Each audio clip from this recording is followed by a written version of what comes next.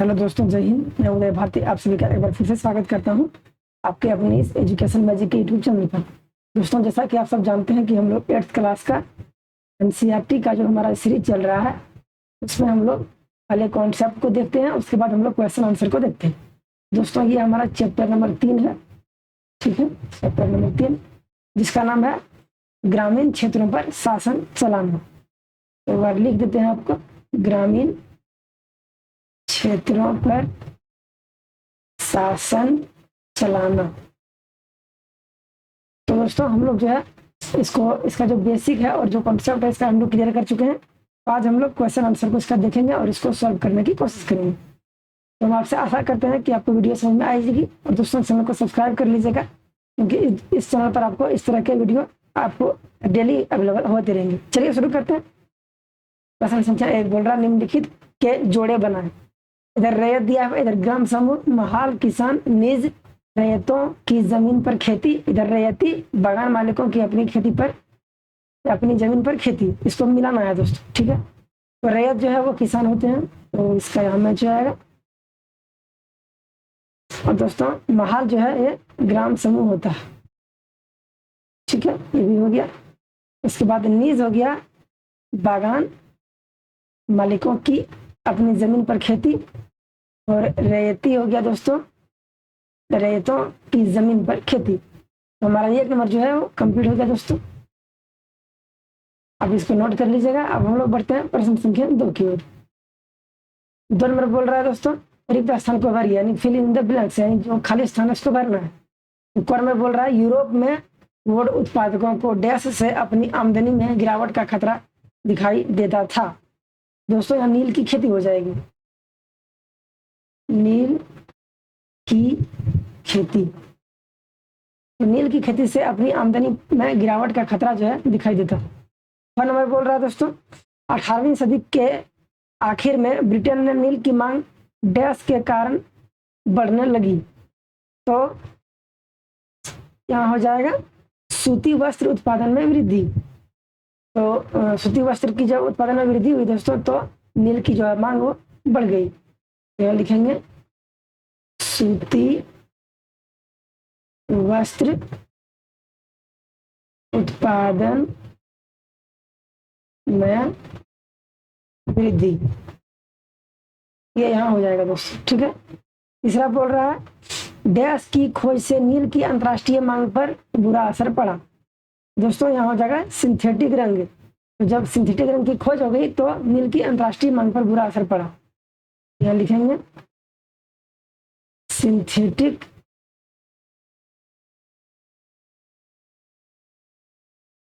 रंगों की खोज से नील की अंतर्राष्ट्रीय मांग पर बुरा असर पड़ा। अगला दोस्तों चंपारण आंदोलन किसके खिलाफ था? तो नील बागान मालिकों के खिलाफ। यहाँ लिखाएगा नील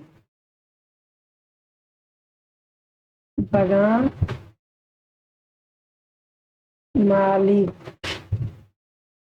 मालिकों के खिलाफ था।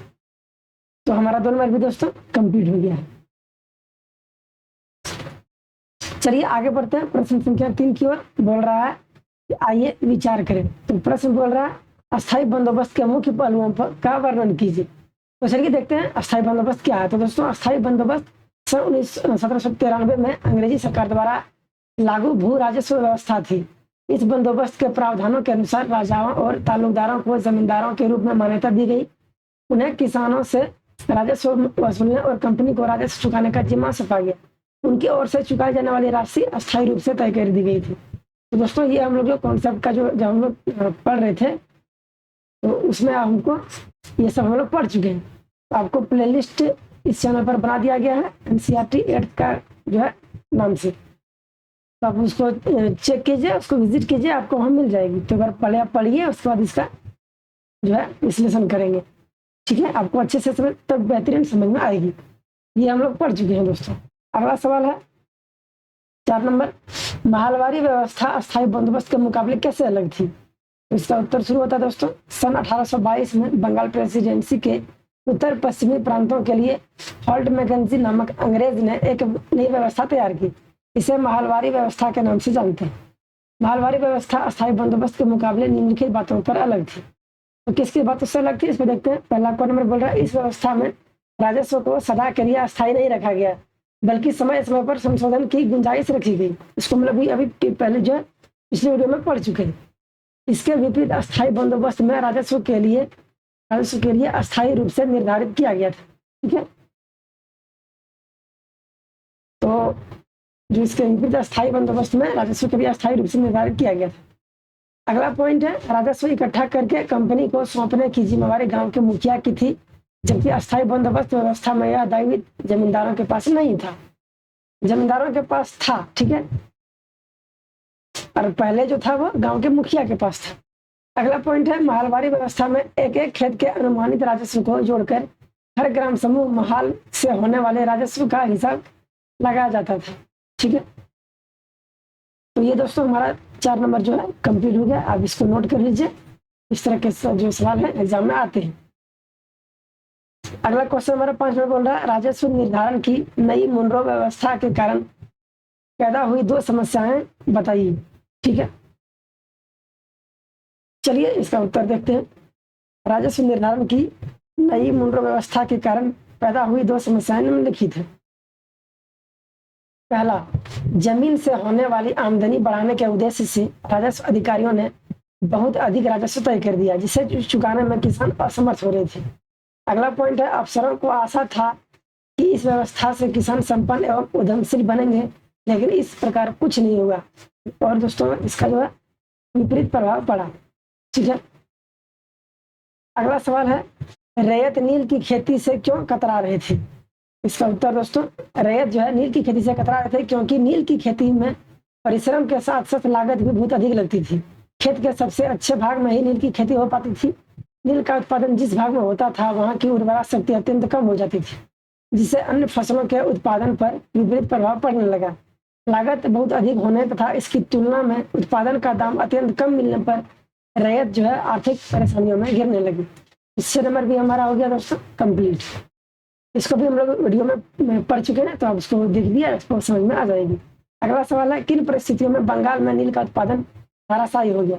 इसका उत्तर शुरू होता है दोस्तों, नील की खेती से खेतों के बंजर होने की स्थिति में पहुंच जाने और बहुत अधिक लागत के मुकाबले कम दाम मिलने के कारण हो रहे निरंतर आर्थिक नुकसान के विरुद्ध उपजे आक्रोश के कारण रैयत जो है लामबंदी हो गई।